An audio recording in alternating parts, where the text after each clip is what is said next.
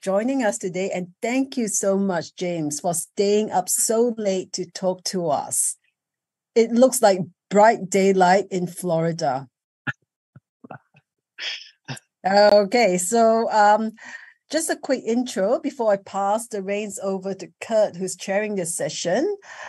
We have the notices for our talk on WhatsApp and WeChat. The past talks are in the Dropbox. I'll put the link in the chat forum in this meeting. And the Royal Australian College of Physicians and College of Nursing accepts self-declaration of attendance for this talk for 1 hour of CPD points. Email us on this contact email if you wish to be added to the social media groups. And just make sure that you're muted at all times. If you have a real burning question to ask James, put up the reaction button with the hand. But we'll try to leave 10 to 15 minutes at the end of the talk for Q&A. Before I pass you over to Kurt, there's a lot of people from China on the audience. So just to let you know that James has kindly shared his slides. Dr. Fan Yang from Zhuang will have them translated, so you can contact her if you wish. So Kurt and James, without further ado, over to you. Thanks, Julie, and thanks, Jim. Jim and James is very confusing because on the literature you're James, but you're now Jim. So it's my honor to introduce Professor Jim Wynn, Professor in Pediatrics, Immunology, Pathology and Experimental Medicine. Recording in progress. From the University of Florida. He's known for his large body of work, which is all related to sepsis and in newborns, but also specifically in preterms. But now he's going to talk about, well, he's the godfather of the neonatal SOFA score, which is, of course, the sepsis-related organ failure assessment, not only in sepsis, but can also be used somewhere else, which we can hear now. So thanks again, Jim, for presenting, and over to you. Thank you so much, and I appreciate the opportunity to speak, and thanks for the attention of the audience. I'll do my best to keep your attention for a little while and then answer questions at the end. I'm going to go ahead and share my screen and start the presentation. And Kurt, I hope you can see that there. Yeah, all seen. Very good. Okay, perfect. So I'm Jim Wynn from the University of Florida. My name is James. I sometimes go by James, but usually in a formal way. But I prefer Jim. I'm going to be speaking about defining sepsis and particularly illness severity in neonates using something called the Neonatal Sequential Organ Failure Assessment, or the nSOFA. My objectives or disclosures are that I am fortunate enough at the present time to be funded from the National Institutes of Health on a couple of different studies. The one based in mouse work that's mechanistic, understanding the basic pathology of sepsis, and another looking at salivary diagnostic tests in the capable hands of Dr. Jill Marin and her group at Brown. I am also a Society for Critical Care Medicine Pediatric Sepsis Task Force panelist. It's a huge honor for me to be a part of that as one of the only neonatologists as part of that group.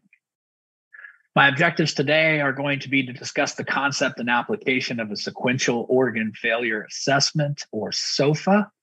And I'm going to present the process that we use to derive the nSOFA and the resultant data that has come over the last 2 or 3 years as we've begun to apply it to the population.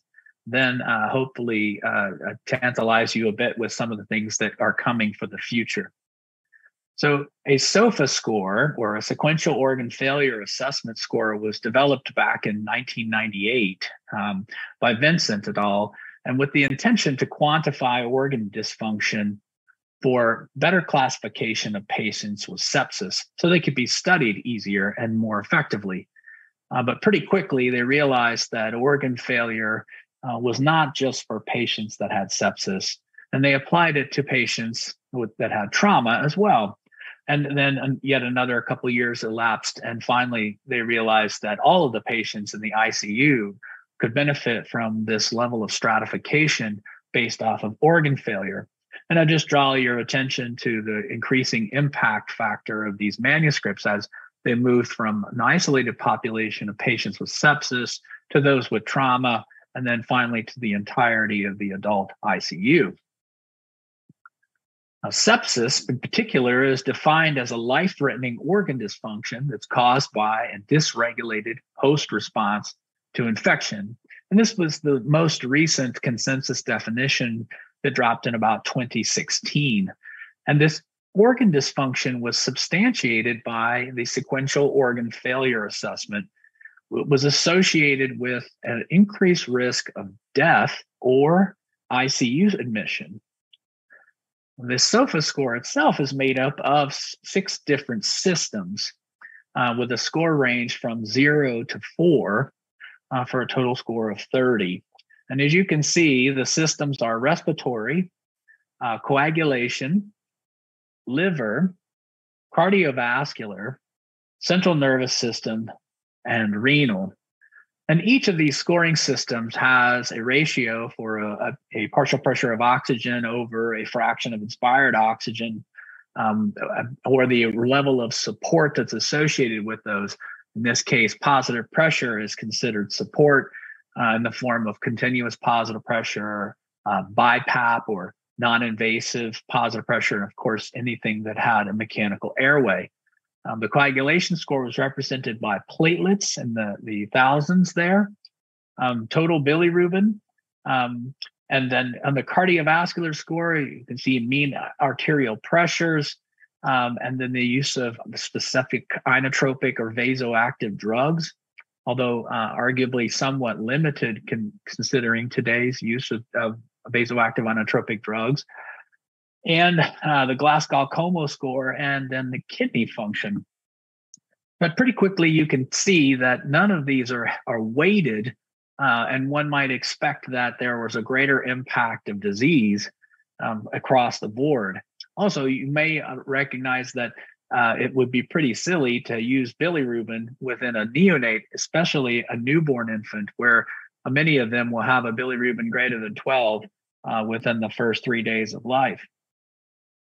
Now, the adult SOFA score was then adapted for a pediatric population by the group in Chicago. And this was published within JAMA Pediatrics in 2017. And I've put some little arrows here just to indicate places where they've made a change.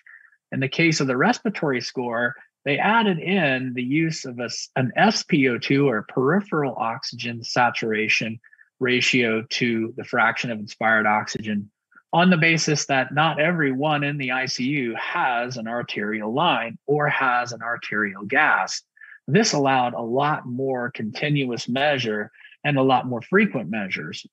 Respiratory support was still in the form of positive pressure. Platelet counts didn't change. Bilirubin was still relatively same. And the cardiovascular score, of course, was age adjusted for mean arterial pressures. And I'm sure Kurt would argue some of these are somewhat generous, certainly for our population in preterm infants. They used the pediatric Glasgow-Coma scale and then adjusted the renal dysfunction by using a creatinine, again, adjusted for age. But we recognized that while this was a great step, while this was happening, we were looking at preterm infants and trying to understand what it was that was most effective for them. So we studied this within the MEDNAX system. While I was at Duke University, I had a great opportunity to work with Brian Smith and Danny Benjamin, Reese Clark, Rachel Greenberg. I think you recognize many of these names as very, very commonly publishing neonatologists. In the case of Dr. Benjamin, he's a pediatric infectious disease specialist. But we had access then through the MEDNAX system, which let us look at babies that had bacteremia and died within 3 days of that bacteremia, relatively fulminant courses over a long period of time. And we're able to compare the organ function of the trajectories over the next 5 days or so to infants with 14,000 infants that had bacteremia but survived to discharge. And so over the next 3 or 4 slides, I'm going to show you those data that help to set the stage for the development and testing of the nSOFA. So just to orient you to these slides, because there'll be 2 or 3 of them, on the y-axis here, we have the percentage of infants that were on a ventilator. And on the x-axis, we have the time that's relative to the day when the blood culture was sent, where the 0 point is the time that the blood culture was sent. And this represents 5 days before with the negative values and 5 days after for positive values. And then there are non-survivors and there are survivors. Now, you may ask, why would you be able to get to 5 days after positive culture if they died within 3 days? And the answer is that the first culture was positive, the second culture was positive, and the third culture was positive, and then they died within 3 days of this last culture. So in any of these graphs I'll show you, you can see survivors have about a 35% incidence of being intubated prior to the time they were evaluated for sepsis. And there was a slope that was similar to the slope that was achieved by the patients that went on to die. What the major difference was among those that were mechanically ventilated was that almost 80 out of 100 of them were intubated before the event, and nearly all were intubated that went on to die. So a substantial amount of mechanical ventilation was present among those that died. When we looked at oxygen requirements, we looked at the mean oxygen requirement for that day and found that babies that went on to survive had relatively little change across the spectrum for their event, whereas those babies that died within 3 days were relatively closely matched until the day they were evaluated, when the oxygen requirement jumped up substantially from about 35% to about 70%. So a big change in both mechanical ventilation requirements and an AA gradient that's inferred from the requirement of oxygen to achieve physiologic saturations. And then the third figure here, we went on to look at use of vasoactive drugs. And this y-axis is the percentage of patients that were receiving vasopressor or inotropic drugs.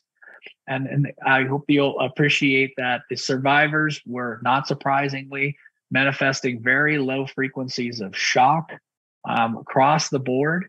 And somewhat surprisingly, about 1 out of the 5 of those that went on to die were already receiving inotropic drugs prior to the time that they were evaluated for sepsis. And this went up to about 2 out of 5 of the infants that went on to die. And this was impressive to me because of the relatively high frequency of refractory shock that occurs within the pediatric and adult populations among patients with sepsis. Whereas in our population, it seemed that respiratory failure was much more predominant. And then lastly, we looked at platelet counts, and we used an arbitrary count of less than 100,000 for this initial study, and found that patients who had a count less than 100,000 were about 1 out of 5 until the time of evaluation. And then, as expected, as platelets are consumed, mostly a late phenomena within sepsis, went up to almost 2 out of 5 had less than 100,000 platelets. Whereas those infants that went on to die had a higher rate of thrombocytopenia coming into the event, and then a greater rate of change to the point where almost 80% of them had a platelet count less than 100,000. So taken together, what we found in this cohort of 14,000 babies with bacteremia that survived and almost 700 babies with bacteremia that went on to die in a very fulminant way was a nearly 100% mechanically ventilated, those that had a huge IAA or alveolar arterial gradient, and those that received inotropes, and those that were thrombocytopenic. And from these 4 very simple but important criteria, we developed the nSOFA score. And the nSOFA score has the same kind of categorical designation, but for just 3 systems. Those 3 systems are the respiratory system, the cardiovascular system, and the hematologic system. We used a multiplier because of the impact of the respiratory dysfunction on mortality, so that it wasn't simply 0, 1, 2. We made it 2, 4, 6, and 8. We used an addition to track steroid use by adding a single point in for corticosteroids that were systemic.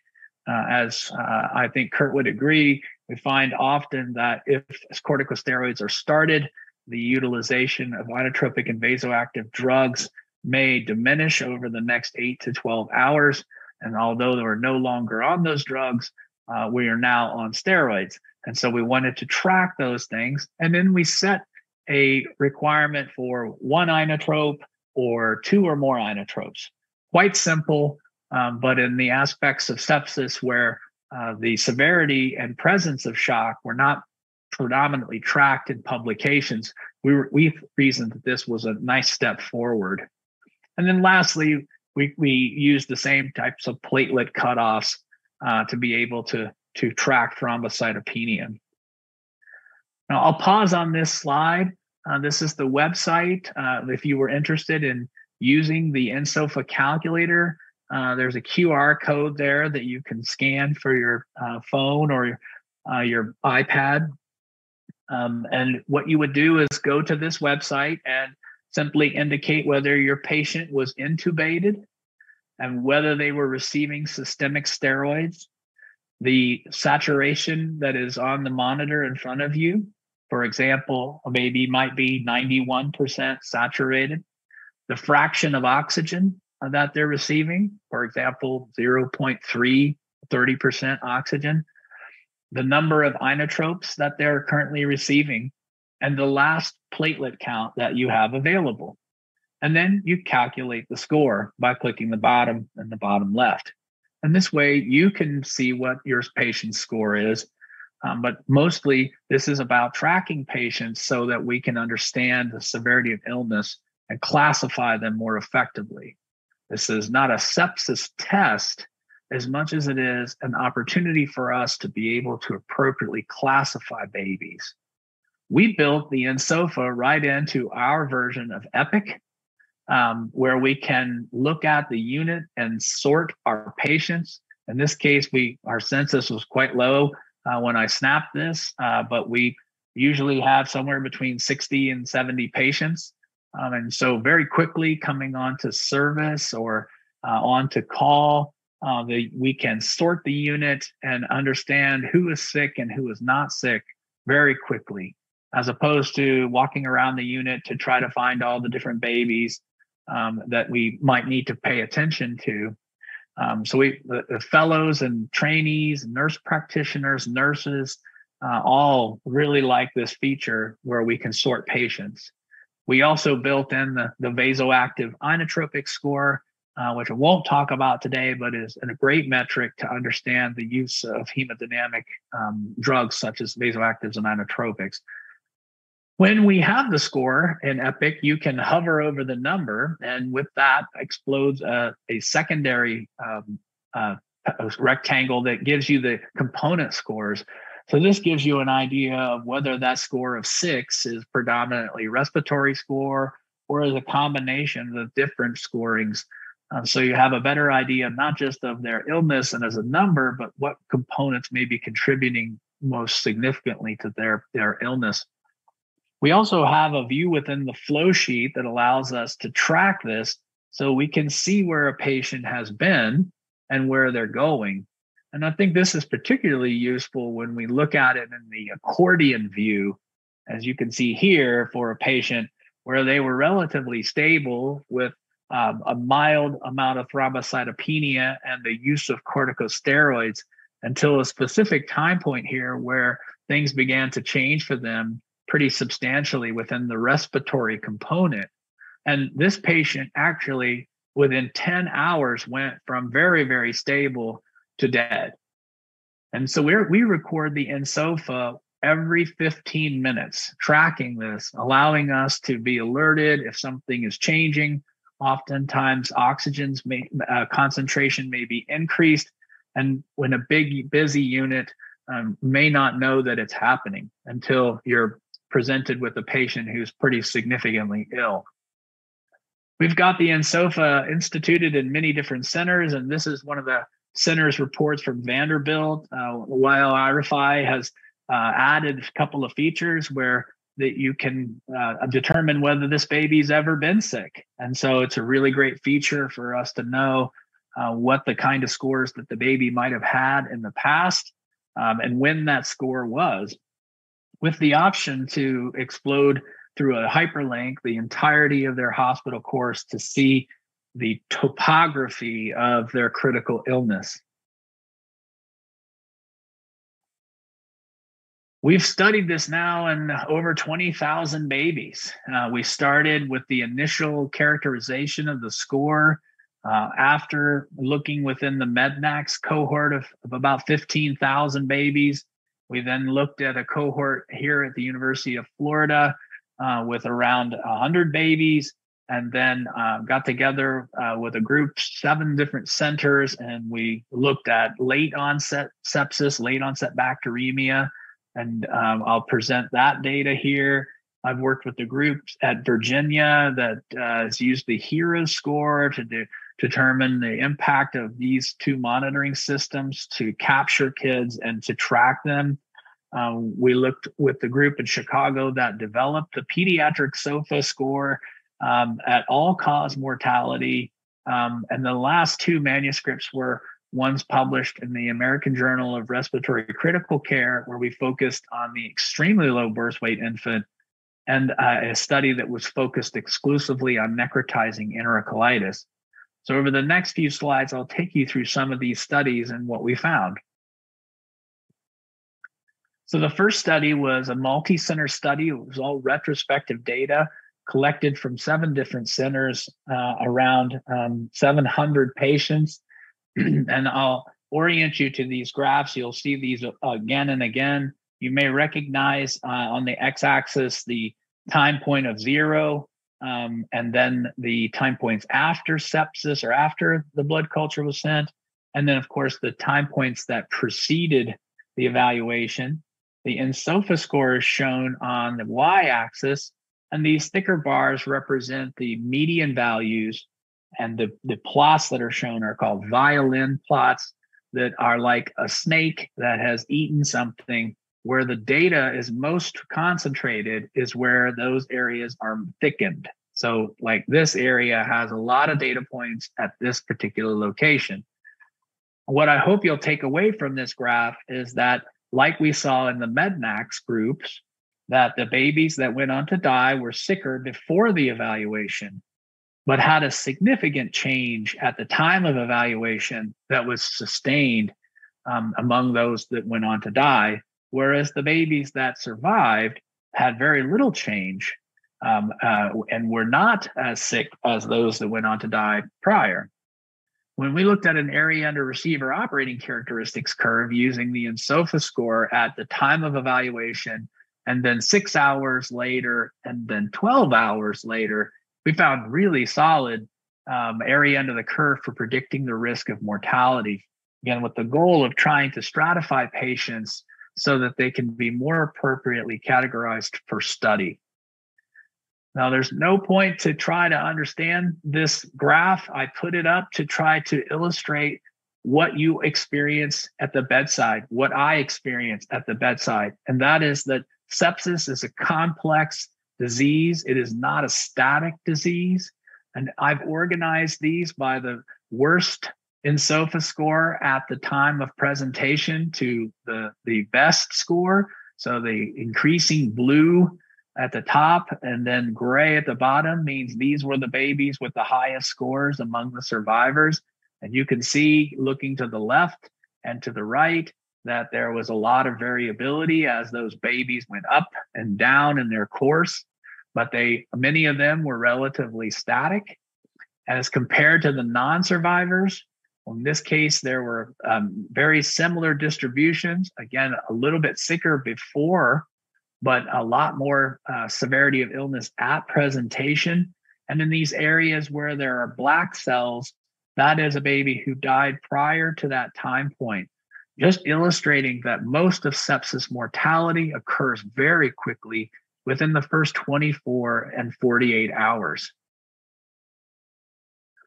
This diagram is called a cord diagram, and I'll orient you to this. It is a nice way to illustrate how the organ dysfunction is connected. And then I have a GIF that's running on the side here that just shows these 4 time points in a movie. So if we start at the top left here, at 6 hours prior to the time the baby was evaluated for sepsis, the band of yellow is the babies that lived and shows the percentage of those that had hematologic dysfunction in green, yes or no, and those that had respiratory dysfunction, yes or no, and those that had cardiovascular dysfunction, yes or no. And the same for those that went on to die. So what I hope you'll see is that at 6 hours prior to sepsis evaluation, there was a greater amount of hematologic, respiratory, but about the same amount of cardiovascular dysfunction.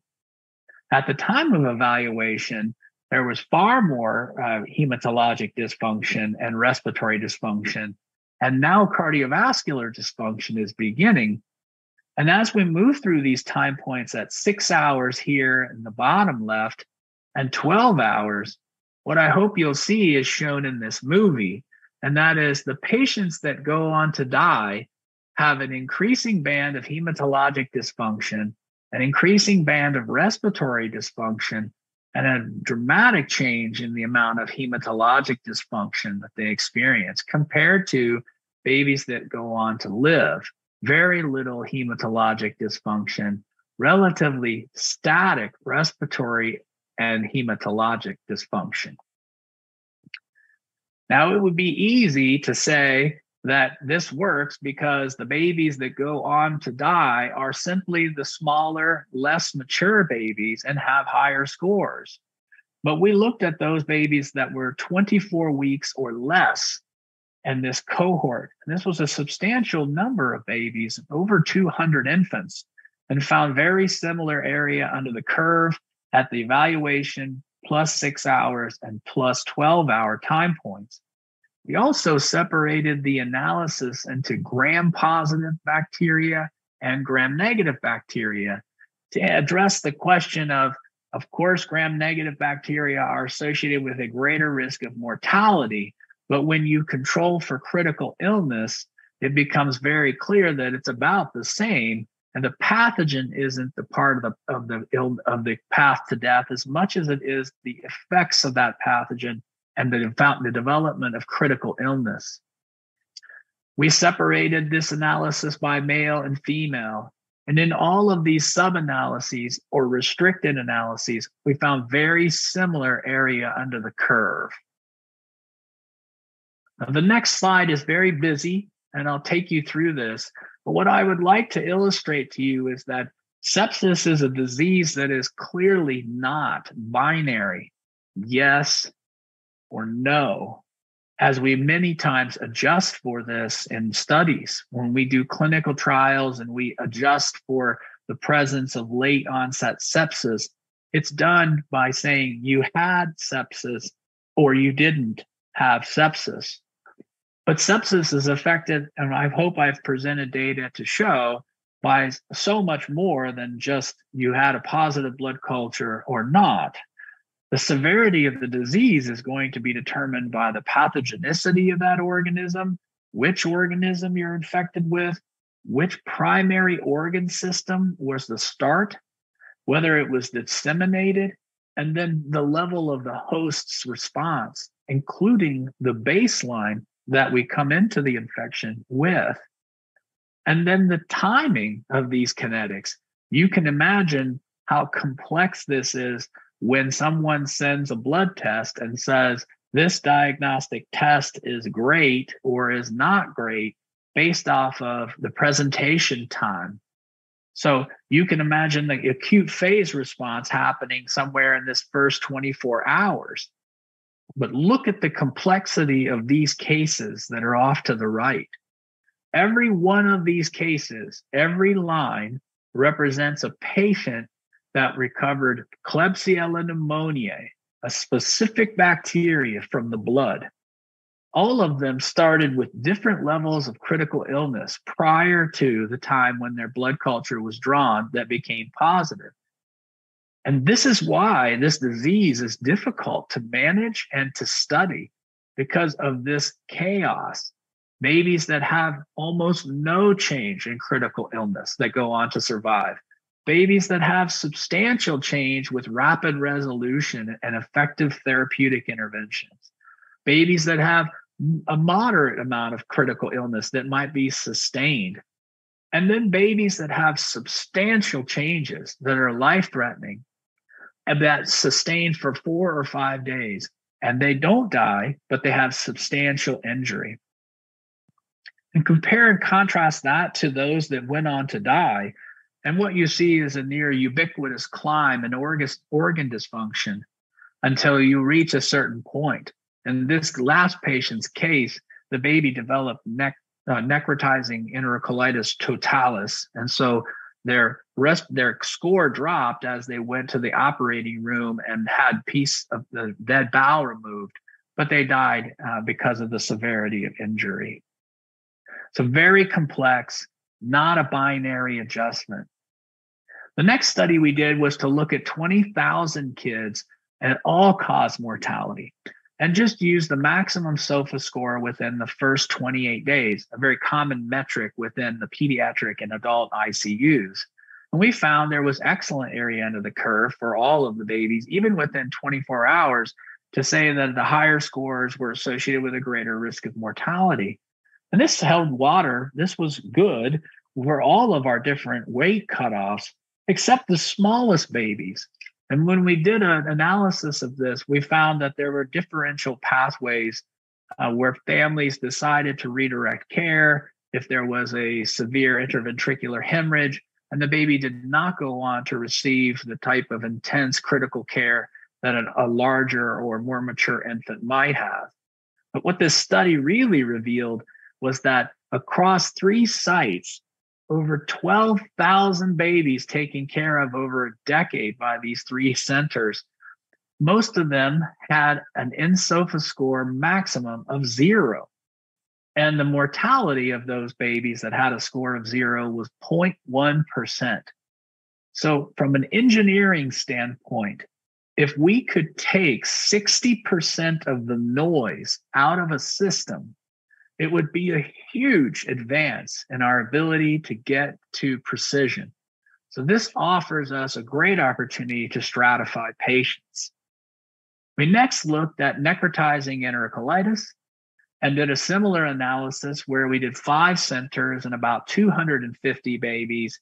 This is a very similar graph to the prior study, where at the time of the blood culture of evaluating for NEC, we see the babies that went on to die had a greater degree of severity of illness than those that did not, very similar to those that had late onset bacteremia.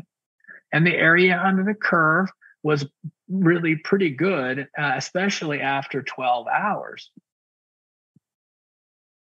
When we looked at babies that had necrotizing enterocolitis and separated those that had bacteremia versus those that did not, we found very similar results. Again, highlighting that it's not the presence of bacteremia as much as it is the associated organ dysfunction. And once we controlled for these, it became very clear that the organ dysfunction, not the presence of bacteremia, was behind those that had mortality. Just most recently, I'm really excited. We've got a collaboration with some colleagues in Singapore, we are working with a group at Johns Hopkins. We've put together this study, which is early onset sepsis, relatively rare to recover bacteria in the first 3 days of life, but still a common question. And the challenge with this is not just the rarity of the disease, but also the fact that they have much more transitional physiology that complicates this. So it's common to see a baby that's sick in the first day of life, but doesn't have infection. And we still saw a very clear trend of babies that got sicker. And in contrast to late sepsis, those that went on to die had a continued change after the evaluation. It was most pronounced by 6 hours. The area under the curve then reflected this, where within 6 hours, it was about 90 And if we use the maximum score there between the time of evaluation, it was around 87. This work's still under review. I'm hopeful that it will be published soon.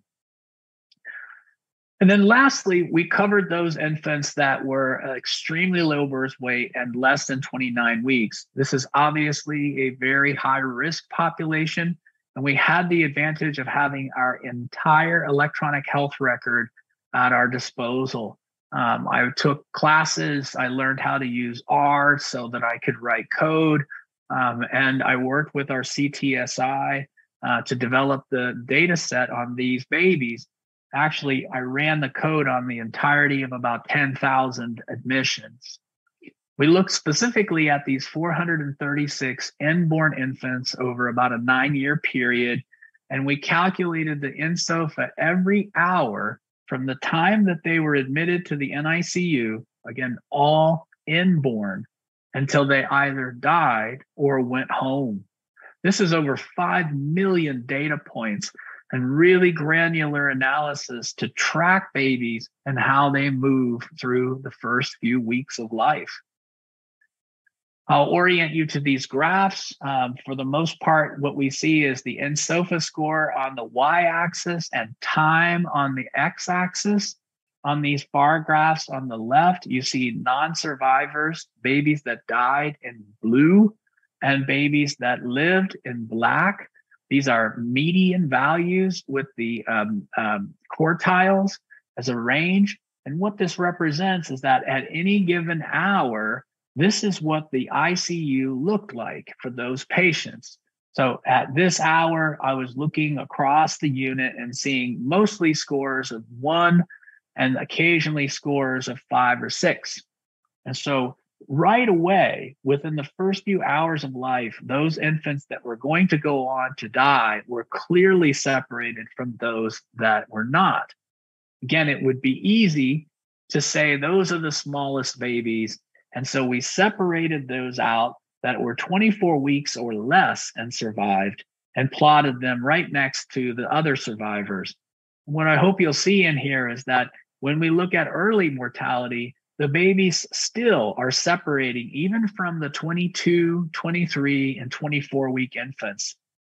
We then plotted out those that went on to die after 5 days, since 5 days was about the median cutoff for death in our unit in this population. We still saw nice separation. But as your intuition would suggest, yes, smaller, less mature babies have higher scores, and it takes time for them to resolve to where they at. The median score for a baby born at 23 weeks doesn't really reach 1 until almost 2 months of life, whereas that value is reached within 2 weeks in a 26-week baby and is even faster in those 27 and 28-week babies. We next looked at severe interventricular hemorrhage, which we defined as grade 3 or grade 4 hemorrhage, and again showed the separation of those babies within the first week of life, as you would expect, because of the peak of hemorrhage occurring in the first 72 hours. And even when we adjusted for those that were less than 24 weeks, we still saw a change in the nSOFA score among those that had severe hemorrhage. And then what's not included in this particular graph is just the variation in severity of illness associated with severe interventricular hemorrhage. So when we adjust for this in a clinical study, we adjust for it as a binary, yes, you had it, or no, you didn't, when the severity of illness should really be the driving factor.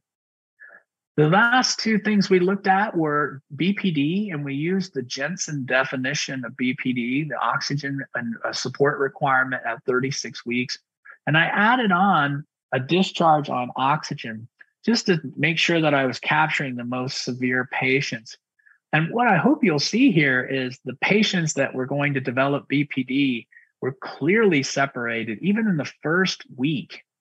But there was this interesting peak that happened in the first week and another interesting peak that happened in the second week. So when we split the cohort into patients that were less than 25 weeks, 24, 23, 22, and those that were greater than 24 weeks, we saw these separate out really nicely. Babies that were less than 25 weeks had the SOFA peak at the second week of life. And when we looked at these cases, this was perforation. This was early necrotizing enterocolitis with perforation. So most of these cases were surgical peritonitis that was this peak that led to BPD in these patients less than 25 weeks. Whereas those that were greater than 24 weeks, we saw this peak in the first 2 or 3 days of life, which tracked to those that had severe interventricular hemorrhage. So the two different pathways that may be driving as an underlying pathology and complicating our BPD preventative strategies, we were able to tease this out using these really granular approaches. And not surprisingly, ROP or severe retinopathy, we defined as receiving laser or an injection into the eye, were separated very nicely. And it got a little bit more cloudy when we separated this out to just those babies that were small, but still a pretty clear, longer pathway for those that had retinopathy. The last analysis that we looked at, and I have just a couple more slides, was looking at what we called the nSOFA index. And what I thought about was in medical school, I learned about a pack year history for smokers, the chronic exposure to smoking or acute intense exposure to smoking was associated with similar types of risks that could be summarized in a pack year. How many packs a year average have you smoked?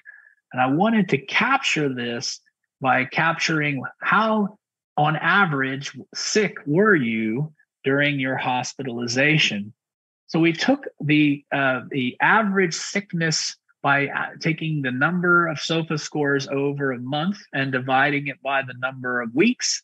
And we ended up with a value, which gave us the average critical illness for that month, or a 28-day nSOFA.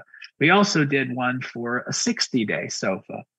What I hope you'll see in this graph at the top left is that, as we all know, on average, babies that are less mature have greater degrees of critical illness. And what I hope you'll see from these data, though, is that not everybody that's 23 weeks has the same level of severity of illness. Rather, the range is greatest, and so is the median value. But as we get babies more mature, we still see outliers in all of the age groups, that when we're adjusting even for gestational age, we're missing this level of complexity. And these are all agnostic to their disease process. We did not incorporate whether or not they had NEC or necrotizing enterocolitis or late sepsis or IVH. This was all agnostic and only using the severity of illness. In this graph to the right, we added up the sum of all the bad things that can happen to a premature baby: early sepsis, late sepsis, severe hemorrhage, BPD, necrotizing enterocolitis, retinopathy of prematurity. And we added up those outcomes without any weighting, and then just plotted out the index for the nSOFA versus how many of those things you had, and found that we had about a 30% contribution of just the critical illness, again, agnostic to any disease process, that helped us to understand the disease. So, of course, critical illness is impacting outcomes and what we should be thinking about, other than just adjusting yes or adjusting no. When we looked at a subset of patients that had neurodevelopmental impairment, we had about 35 subjects, and we looked at just gestational age, which had an area under the curve of about 67 for predicting neurodevelopmental impairment. And we looked at birth weight, which had an area under the curve of about 80. When we looked at just the maximum nSOFA score for those patients without any adjustment for gestational age or birth weight or diseases, we found the area under the curve was 86. And as we added in how the critical illness played out over the first month or the first couple of months, it got even better to almost 90%. So this is really helpful for us to understand how these babies are going to go on and how we should adjust when we think about clinical trials. Last couple of slides. This is a map of several babies, and I've just plotted 10 or 11 of them so that the graph isn't too cluttered. But I hope what you'll see is the probability of their survival is what you experience, what I experienced at the bedside. Over the first few hours of life, we have babies that get very close to death, and we're able to use the technology and advances we have to turn them around. Some babies will continue to drop and have events over and over again, maybe the development of a perforation, maybe the development of late onset sepsis, another case of late sepsis or BPD episodes, but eventually they level out and they go home. Now, in this case, we use the probability of survival as the NRN calculator and set that to 0. And then we calculated using the nSOFA scores that we used off of 20,000 babies to tell us what the probability of mortality is, and then reverse this just to show when do we know they're going to be okay. And this is a great way for us to see it's at a different time, but I would love to be able to tell a family that the majority of babies at this day of life or this time frame have made it out of the dangerous parts. But what we really were fascinated with is the mortality. And I hope what you'll see in here of these babies that did not survive is that there's many different pathways to death. We think about death as being very binary, but the important part about death is whether or not it could be prevented. I developed drugs within my lab to treat sepsis-related mortality, but if the death is acute, like a stroke or a heart attack or a gunshot, then there aren't many therapies that are going to be effective for that. So when we power studies for clinical trials and we use mortality as an outcome, it's really important not just that we determine mortality was related to a specific disease, but how that mortality occurred. You can see kids in this graph that had slow declines that might be amenable to preventative therapies or interventional therapies. And then you see other patients that had acute decompensations, that there's almost nothing that we have right now other than a preventative strategy for this type of mortality. So we've been able to map now over 700 kids past to death and have another manuscript that will come out soon, I hope, that shows some of this data and how patients are moving on to die. The last slide is just covering something that's the holy grail for me, is to be able to say what's going on in this moment and how have you moved through your hospitalization, a sort of an EKG for the totality of your hospitalization. What we did was we used the NRN average score using the baby's gestational age and weight and gender and whether they were multiples. A nice NRN calculator based off of some 7,000 tiny babies. And we set that number as 0 and then use the nSOFA trajectory to say how they were getting better, closer to survival or closer to mortality. Because while the prediction is a probability, at some point the baby either goes home or they die. And so when is that point was one of our questions, but also to illustrate how much up and down that every one of our families experiences, that we experience as bedside clinicians, and how this can impact our care and the things that we think about when we're thinking about both the counseling and treatments and how this baby has been sick, yes, no, is not really appropriate. So moving forward, what I hope to see is a multi-center perspective observational study where we can generate a database that's appropriate. Obviously, we want to make sure that we have international collaboration on this, and I'm certainly open and willing to hear and to try to work with people.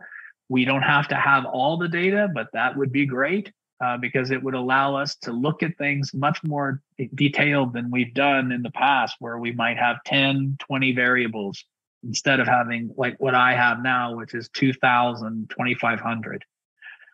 I'd love to integrate the vasoactive inotropic score into the nSOFA. We've shown some really promising work with that in the extremely low birth weight infant. The group in Iowa, and Kurt, I'm sure, has done some great stuff. I'm very excited to add this in and to learn more about how we can customize it. I like the idea, the simplicity of just inotropes 1 or inotropes 2, but obviously this will help us to get this population selected, and then more specific evaluations will be useful in those groups. We also can add other systems. I ran the nSOFA on the neonatal population in the PICU, the PEDS ICU, and I ran the nSOFA, and I found that they were almost identical, suggesting that perhaps the nSOFA is capturing almost all of the important criteria that lead to mortality. But you can imagine the difference in a CNS score for a 23-week sedated infant on a jet ventilator and a baby who's born at term that has hypoxic ischemic encephalopathy. Also for kidney, we found all kinds of issues related to that. Most of our babies are not receiving chemotherapy or other nephrotoxins, but rather have the presence of shock that causes end organ injury. And it's that precedes our kidney injury and is used as a surrogate. This scoring system can do a lot to help us understand diseases with inflammatory origins. We're able to enrich for populations so that we can take a lot of the noise out of the system. It'll reduce the number of patients that need to be studied to reach an effect, but increase the number of centers that have to participate because of all the noise that would have made the trial null. And lastly, I'd love to be able to see how we can use cumulative organ dysfunction as a primary outcome to help us understand better ways to both reduce those impacts and to develop therapies that would work towards neurodevelopmental impairment for these infants after they get to go home. With that, I'm going to stop. I really appreciate your attention. I see some things in the chat. I can try to address those, and I'm happy to take questions either by electronic mail or here in person. I'm on Twitter. You can send me a direct message or let me know how we could potentially work together. Thank you. Thank you, Jim. That was just awesome. That was a great sort of overview where you show what we see at the bedside as individual clinicians, and particularly the longer you have experience in an ICU setting, we recognize some of these trends, but you put them into numbers and descriptors, which are not only helpful, like you said, classifying illness at the handover. How awesome is that? Or for the research agenda moving forwards in defining illness and not only sepsis. I think it was important that you highlighted the importance of the physiology, the illness, and the support in the moments before you got sick, so that you can use that as a comparison how to move forward. And you showed us that the progression, particularly in sepsis, to septic shock is fast, particularly in the small babies, often less than 12 hours. So that's the golden period if you want to do something about the high mortality of septic shock. There are no questions yet, but I'll wait till they sort of fill up and I'll start asking a couple of questions. Now, we used to have the sepsis definition, which was probable sepsis, receiving more than 5 days of antibiotics, and we had the definite sepsis, which was a positive blood culture. But what I hear now you're saying is, why don't you use sepsis like picture and a SOFA score? You get a much better descriptor of the disease. Yeah. That's what I hear, right? Well, so there's a whole other talk on the conundrum of defining sepsis. So let me see if I can unravel that. So the first thing is that bedside clinicians, including this guy, don't often like to be told what something is or something isn't.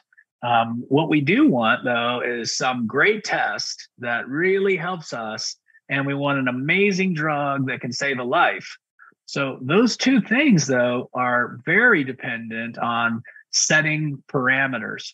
So as a basic scientist, I can tell you that you can't just use any kind of endotoxin when you stimulate your cells. You have to tell me what cell, what media, what concentration of what endotoxin for how long. Very, very detailed. And so for sepsis-related research, what clinicians have to do in moments of uncertainty is not something I'm judging, because I have to do the same thing.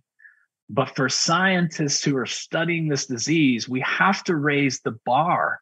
If we're going to say that baby was infected and not just how they were managed, think about malaria, right?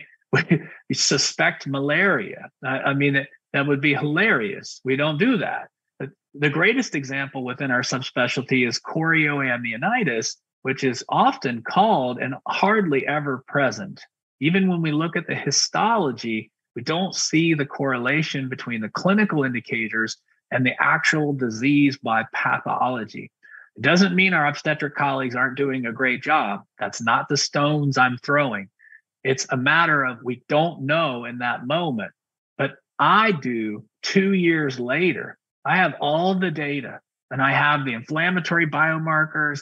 And my argument to our sepsis group is to say, let's make sure we understand the kids who met all the criteria. If a baby had a bacteremic episode because they perforated their bowel, I'm pretty sure that's infection. And if there's life-threatening organ dysfunction, you're in. If you've got biomarkers like C-reactive protein that are 200, great. As many criteria as we can get to look for a gold standard, because it's very likely that we'll have patients who have spectacularly clear sepsis and those that have spectacularly clear not infection. But it's the gray that represents 2-3 standard deviations in there.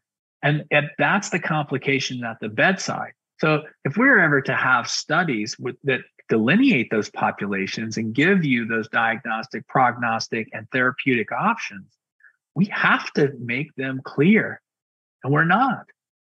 So I think this is a great opportunity for us to begin to have that discussion. We know our kids are different, but we don't apply our own rationale that babies are not small kids. I mean, a 23, 4, 5-week kid is an exteriorized fetus.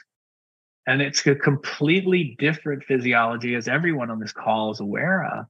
So why would we just lump all those cases in together? After I showed you the dynamics, even with a single bacteria, we have to do better at classification as scientists of sepsis so that the clinicians can have better drugs. Yeah. No, that makes a lot of sense. Interestingly, how hard to find information on the progression from sepsis to septic shock in the same cohorts which have been described. Andrew Curry has a question which is about, thanks, super talk and body of work. Do you think we are approaching a point where we could be looking at developing a compartmental organ systems model of sepsis to start integrating nSOFA and understanding this more? It's a brilliant question. I'm friends with Andrew, and I think we're getting closer. I think one of the things that we've not done in neonatology that has been done in other ICUs is that they tell us in some of the epidemiologic studies where they believe the primary infection was or where it was documented. What we've done in neonatology is we've said, if you don't have bacteremia, then you can't be septic. We've even, made some jokes about Bigfoot and UFOs and other fun stuff. But I can tell you, I make mice septic by giving them a peritonitis, and they'll clear their blood in 24 hours, whether or not I give them antibiotics. And so do we. So our bodies aren't made to be bacteremic. They're made to prevent bacteremia with capillary bed clearance. That's why neutrophils collect in the lungs. That's why you get whiteout and GBS. So the point there is that we don't really track that, right? We say, oh, that's necrotizing enterocolitis, or that's a spontaneous perf, or that's meningitis. No, those are sepsis cases with primary sources that are different. So I think if we began to look at this the way that Andrew's describing, where we could say, we've got a compartmental model. We're starting here. This is where the primary source is. An omphalitis or an osteomyelitis probably those two pathways would lead to bacteremia that seeds the vertebrae or something else. But you may go fishing for a bud culture and it comes up empty. And yet that baby absolutely needs antibacterial drugs. So I think we've got compartmental modeling that's important. We've got antibiotic stewardship, which is critical because, let's face it, I introduced myself on rounds. I'm an expert in neonatal sepsis. I'm only wrong 90% of the time. And it's funny, but most of our blood cultures come back negative, and we stop antibiotics. Even though we're good clinicians, we're wrong way too often to be saying we're right. We should be thinking, do we really need to start? So those are two divergent pathways, one related to stewardship, so we'll have drugs, and the other is the study of the babies who actually had the disease.